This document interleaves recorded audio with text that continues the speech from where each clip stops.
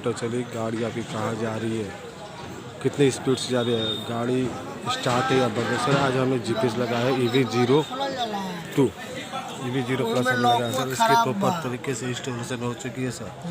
Sir आप देख लो sir, इसमें लाइट भी आ रही है सर। आपका भी जो चालू है आप देख सकते हैं इसकी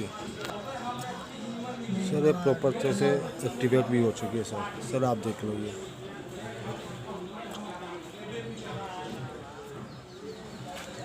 सर। इससे आप गाड़ी को ट्रैक कर सकते हैं, बंद कर सकते हैं, गाड़ी आपकी कितने किलोमीटर चली, किस रूट से जा रही है, कब जा रही है, कितने की स्पीड में जा रही है सर, ये आप देख सकते हैं सर।